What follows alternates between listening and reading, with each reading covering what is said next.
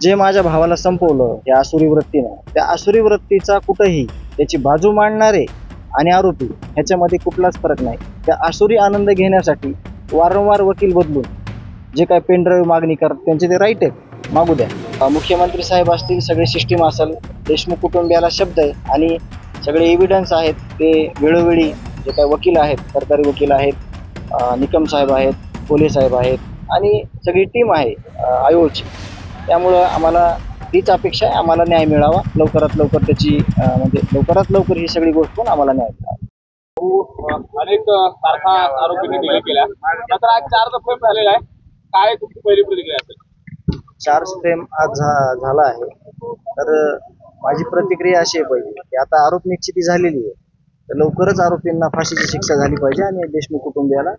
आणि या लढाईत सगळे जे पीडित कुटुंब होतं आमचं देशमुख कुटुंब, सगळं गाव, आणि ज्या पद्धतीने या सगळ्या लोकांनी या न्यायाच्या बाजूनं उभा राहिले, त्या सगळ्या लोकांना न्याय पाहिजे. आणि एवढीच आमची सुरुवातीपासून मागणी. आम्ही न्यायाच्या प्रतीक्षेत आत्तापर्यंत आहोत. लवकरात लवकर आज 4 फ्रेम झाला, आरोप निश्चिती झाली आहे, तर लवकरात लवकर आरोपींना फाशी होणं ही माझी प्रतिक्रिया आहे. मात्र कोर्टाच्या समोर ज्यावेळेस दोष वाटून दाखवण्यात आले, 4 ड्राफ्ट वाटून दाखवण्यात आले, त्यावेळेस आरोपींनी डिनाय केलेला आहे. आरोपींची जी भाषा होती ती देखील तुम्ही करवण्यात आली. त्याबद्दल मी आतापर्यंत बोललो नाही, मला तसं बोलता येत नाही. जे काही कोर्टात होतंय ते, कारण ते मेरिटचे विषय आहेत, ते सगळे वकील साहेब बोलतात. परंतु याच्यातून एक सगळ्यांना जे काही स्पष्टीकरण भेटलेलं आहे, पत्रकार बंधू सगळे तुम्ही मध्ये असतात, जे माझ्या भावाला संपवलं या आसुरी वृत्तीनं, त्या आसुरी वृत्तीचा कुठंही त्याची बाजू मांडणारे आणि आरोपी ह्याच्यामध्ये कुठलाच फरक नाही. त्या आसुरी आनंद घेण्यासाठी वारंवार वकील बदलून जे काय पेनड्राईव्ह मागणी करतात त्यांचे ते राईट आहेत, मागू द्या. परंतु तो जरी विचार केला निसता, त्याच्या मनामध्ये हृदय आहे माणसाच्या, त्या माणसाला त्याचा विचार जरी केला तरी ते असं थक्क होतं जे मन. त्या मनाला प्रत्येक वेळेस आमच्या एवढ्या वेदना झाल्या, कारण का प्रत्येक वेळेस नवीन वकील, नवीन पेनड्राईव्ह, ते त्यांचे राईट आहे, त्याबद्दल मला बोलण्याचा अधिकार नाही. परंतु ज्या आसुरी वृत्तीनं माझ्या भावाला संपवलं, तेच रिपीट बघण्याचा जे यांचा अट्टास होता, त्याहून ही गोष्ट समजते की आरोपी आणि समर्थन त्यांचं करणारे यांच्यामध्ये कुठलाही फरक नाही. मात्र हे सगळं संपूर्ण प्रकरण होत असताना आज पण आरोपींनी अनेक टॅक्ट वापरल्या गेल्या, अनेक वेळा वकील बदलण्याचे, विजय करण्याचे, परत पुराव्याच्या अनुषंगाने किंवा पुढच्या वेळेस हे करा, रिक्वेस्ट करा, विनंती करा.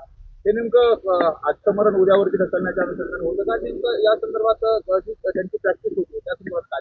आमच्या सगळ्याच्या हिशोबानं तेच होतं, आजचं मरण उद्या ढकलण्यात येत होतं. परंतु ह्याच्यातून एक गोष्ट, जे आपलं महाराष्ट्राचं सरकार आहे, मुख्यमंत्री साहेब आहेत, ह्या सगळ्या प्रकरणावरून त्यांना एक गोष्ट जाणवली असेल की हे न्यायालयाला एवढं चॅलेंज करतात, तर जे इथलं प्रशासन आहे, मग ते पोलीस प्रशासन असेल, महसूल प्रशासन असेल, किंवा विविध हे जे प्रशासन आहेत, ते हे प्रशासन, हे सगळे खंडणीखोर लोक कशा पद्धतीनं म्हणजे इथं त्याची वागणूक किंवा जे ट्रीट करत होते सगळ्या गोष्टी, त्या कशा प्रकारे असतील याची त्यांना, मुख्यमंत्री साहेबांना एक कल्पना आलेली असेल. मात्र कुठेतरी आता न्याय मिळण्याच्या दृष्टिकोनातून जो मार्ग आहे तो झालाय का, दिलासा मिळतात? नाही, लवकरच न्याय मिळेल अशी आम्हाला अपेक्षा आहे. आणि मुख्यमंत्री साहेब असतील, सगळे सिस्टीम असेल, देशमुख कुटुंबियाला शब्द आहे आणि सगळे एव्हिडन्स आहेत, ते वेळोवेळी जे काही वकील आहेत, सरकारी वकील आहेत, निकम साहेब आहेत, कोले साहेब आहेत आणि सगळी टीम आहे आयोगची.